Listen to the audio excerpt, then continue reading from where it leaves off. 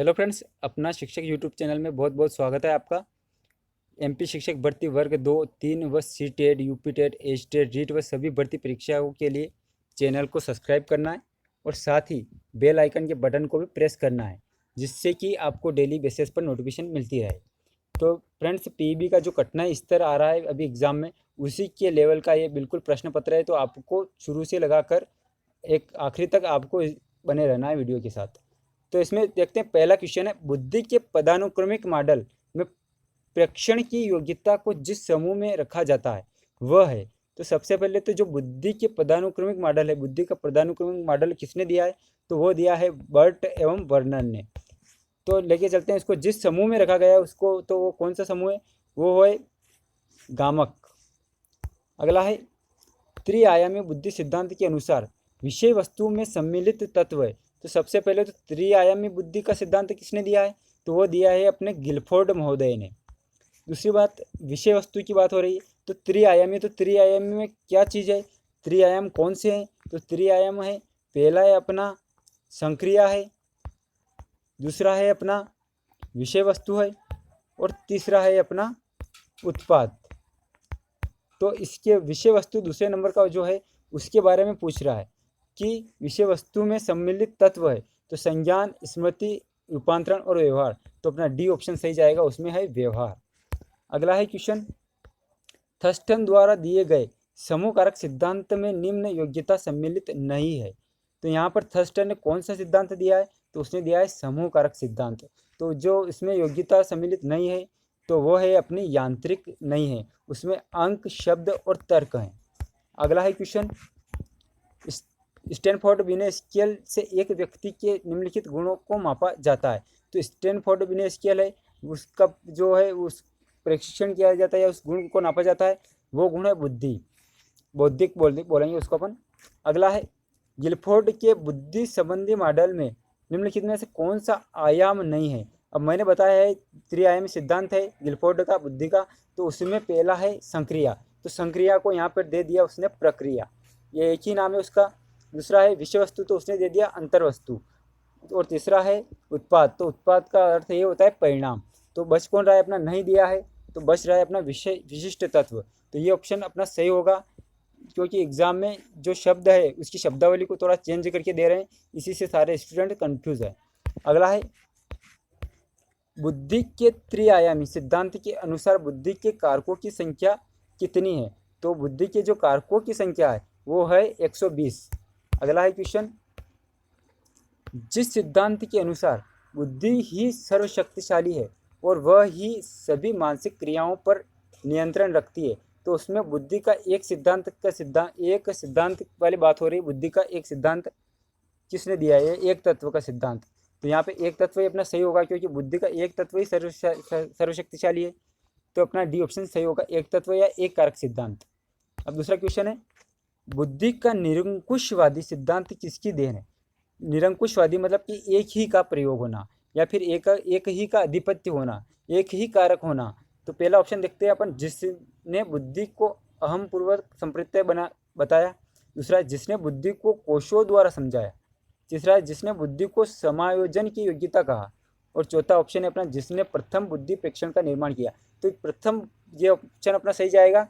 प्रथम बुद्धि प्रेक्षण का निर्माण बिने और टर्मन इन्होंने किया था, और इनके अनुसार बुद्धि एक तत्व ही था, एक कारक बुद्धि ही था, इसलिए इसको निरंकुशवादी सिद्धांत भी बोलते हैं, और सबसे पहले इसी का निर्माण हुआ था। अगला है, निम्न में से कौन बुद्धि परीक्षणों के दुरुपयोग का संकेत करता है? अब दुरुपयोग वाली बात हो रही, तो अपने को नेगेटिव पॉइंट है वो देखना है अपने को क्वेश्चन में। उन्नति के लिए मापन में सहायक, ये तो बिल्कुल सही होगा, क्योंकि नहीं दुरुपयोग वाली बात हो रही है, नहीं जैसी बात हो रही है यहाँ पे। बुद्धि लब्धि का लेवल बालकों पर लगाकर अध्यापक अपनी अकुशलता को छिपाते हैं।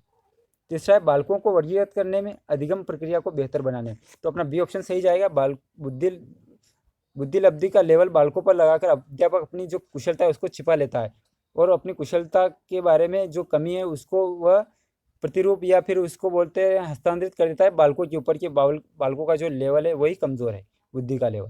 तो अपना बी ऑप्शन सही जाएगा। अगला है, बहुबुद्धि सिद्धांत के अनुसार सभी प्रकार के पशुओं, खनिजों, पेड़ पौधों को पहचानने व वर्गीकृत करने की योग्यता कहलाती है। तो ये बहुबुद्धि सिद्धांत किसने दिया है? तो दिया है हार्वर्ड गार्डनर ने। तो इन्होंने 9 प्रकार की बुद्धि बताई है। तो उसमें जो पशुओं, खनिजों और पेड़ पौधों की पहचानने वाली बुद्धि है वो होगी अपनी प्राकृतिक बुद्धि। भी ऑप्शन सही जाएगा। अगला है बुद्धिमत्ता का सिद्धांत किससे? पहला केंद्रीय चिंतन, बहुआयामी चिंतन, सृजनात्मक चिंतन और उक्त में से कोई नहीं। तो बुद्धिमत्ता का जो संबंध है वो होता है केंद्रीय चिंतन। अगला है क्वेश्चन, परसोना का अर्थ है। परसोना शब्द क्या है? सबसे पहले तो ये बात जान लेते हैं, परसोना पर्सनालिटी जो शब्द है वो परसोना शब्द से बना है, और जो परसोना शब्द है वो लैटिन भाषा का शब्द है। एग्जाम में ऐसे पूछ सकते हैं परसोना किस भाषा का शब्द है? तो परसोना जो है लैटिन भाषा का शब्द है। तो अब इसका अर्थ क्या होता है? अब इसका अर्थ होता है मुखौटा। मुखौटा।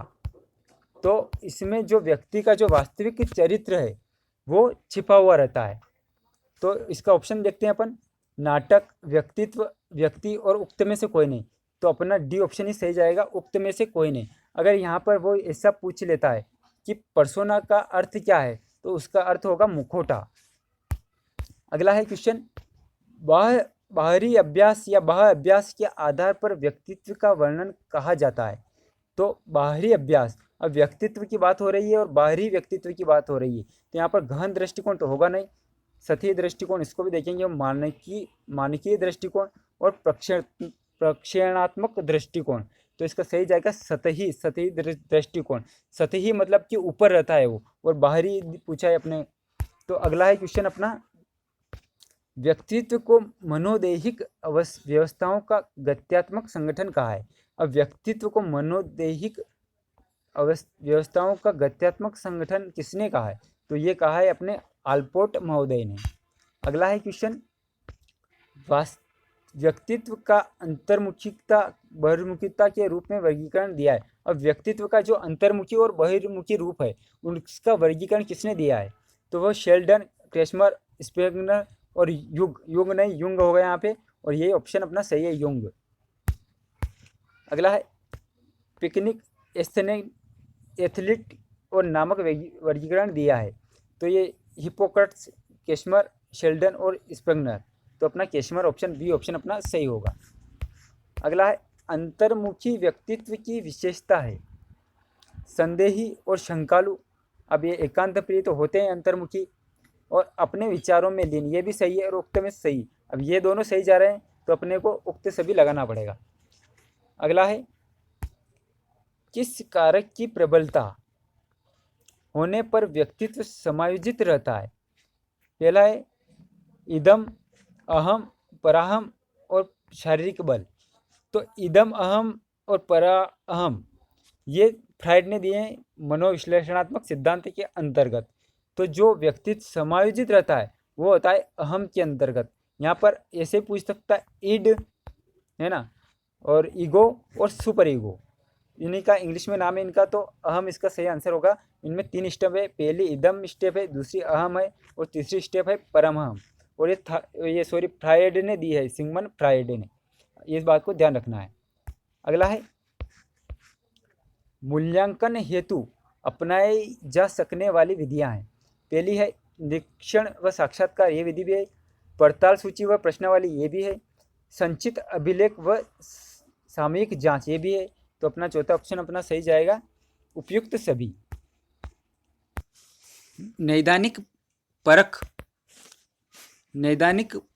परख में मालूम किया जा सकता है। बहुत ही इम्पोर्टेंट प्रश्न है नैदानिक परख। एक होता है नैदानिक और निदानात्मक बोलें, या एक और होता है उपचारात्मक। तो देखते हैं, नैदानिक परख में मालूम किया जा सकता है छात्रों के लिए कठिनाई के क्षेत्र व उनके द्वारा की जाने वाली विशेष प्रकार की त्रुटियां। दूसरा है छात्रों की गणितीय पृष्ठभूमि का अभाव। और तीसरा है छात्रों की रुचि न होना। और चौथा है छात्रों के लिए कठिन होना। निदानात्मक क्या होता है उसके बारे में बता देता हूँ पहले मैं। निदानात्मक में बच्चों की जो कठिनाइयाँ हैं उसके बारे में उनका पता लगाया जाता है, वही है निदानात्मक परीक्षण। और दूसरा होता है जो त्रुटियां हैं उनका पता लगाने के बाद में जो उपचार किया जाता है वो होता है उपचारात्मक परीक्षण। और हमेशा उपचारात्मक परीक्षण जो होता है वो नैदानिक परीक्षण के बाद के स्टेप है। नैदानिक जो परीक्षण होता है वो पहले होता है और उपचारात्मक उसके बाद होता है।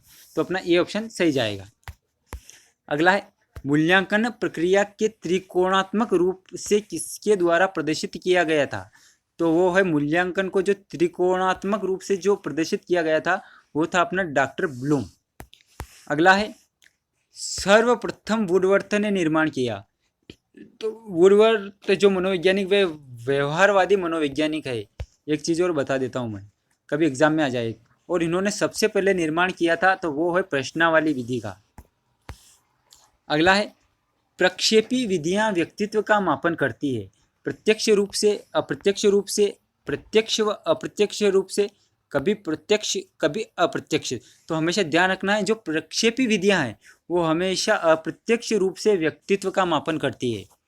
अगला है प्रासंगिक अंतर्बोध परीक्षण में विषयी का आयु समूह है या फिर अभ्यर्थियों बोले या फिर शिक्षार्थी बोले उनका जो आयु समूह है या फिर ये बोला जिसका परीक्षण होना है उनका आयु समूह क्या है।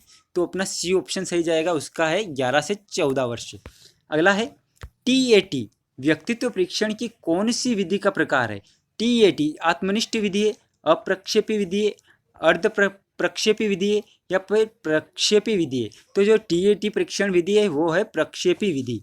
अगला है क्वेश्चन महिलाओं व पुरुषों के चित्र वाले कार्ड किस प्रक्षेपण में आते हैं। IBT, CAT, FWAT और TAT। महिलाओं व पुरुषों के चित्र वाले कार्ड जो आएंगे वो हमेशा TAT में आएंगे। अगला है क्वेश्चन रोर्शा का रोर्शा का प्रक्षेपी परीक्षण किसके मापन हेतु अभिकल्पित है। तो जो हरमन रोर्शा ने परीक्षण किया था शाही धब्बा का परीक्षण किया था तो वो किसके लिए अभिकल्पित है। अचेतन प्रयोजन, स्वप्न, सचेतन अभिलाषा और उपरोक्त सभी। तो वो होगा अपना अचेतन प्रयोजन। अगला है किशोरों में द्वंद्व उभरने का प्रमुख कारण है। पीढ़ियों का अंतर, अवसरों की प्रतिकूलता, निराशा तथा निस्सहायता, किशोरावस्था में स्वप्न दर्शन। तो उसका सही आंसर होगा अपना अवसरों की प्रतिकूलता।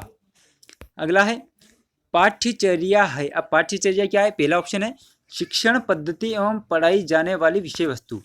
दूसरा है विद्यालय का संपूर्ण कार्यक्रम। सी ऑप्शन है मूल्यांकन प्रक्रिया। और चौथा है कक्षा में प्रयुक्त पाठ्य सामग्री। तो अपना बी ऑप्शन सही जाएगा विद्यालय का संपूर्ण कार्यक्रम। पाठ्यचर्या क्या है, विद्यालय का संपूर्ण कार्यक्रम। अगला है डिसलेक्सिया संबंधित है। वेरी इंपॉर्टेंट क्वेश्चन है और ये तो रनिंग क्वेश्चन है, हर एग्जाम में आता है और ये तो सभी को पता है। डिसलेक्सिया जो है वो पठन विकार है ना। अगला है गणितीय विकार डिसकैल्कुलिया है।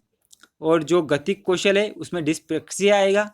और जो मौखिक विकार है उसमें डिसअफेजिया आएगा। जो तनाव की अवस्था है उसमें डिस्थीमिया आएगा। और जो भ्रम की अवस्था होती है उसमें डिसमॉर्फिया आएगा। अगला है टर्मन के अनुसार बुद्धि लब्धि होती है। अब यहाँ पे देना भूल गया है, टर्मन के अनुसार सामान्य बुद्धि लब्धि होती है तो होती है 90 से 110 के बीच में।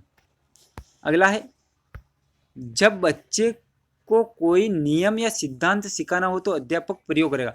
वेरी इंपॉर्टेंट क्वेश्चन है।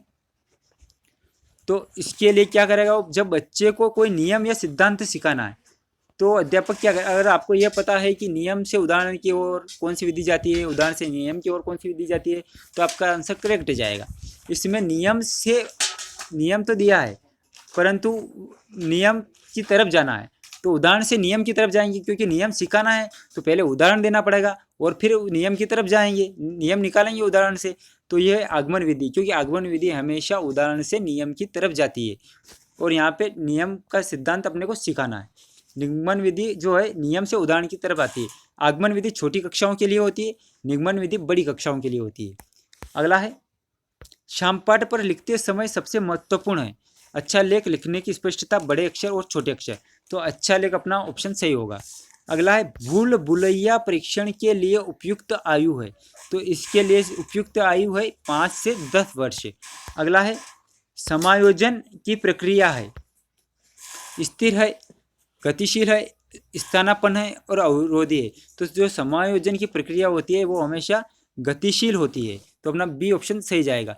Thank you friends. अगर ये वीडियो आपको पसंद आया है तो इसको ज़्यादा से ज़्यादा लाइक कीजिए, शेयर कीजिए और कमेंट में कीजिए। अगर कोई आपको प्रॉब्लम आ रही है किसी क्वेश्चन में या कोई क्वेश्चन पूछना है तो आप कमेंट में पूछ सकते हैं। Thank you for watching.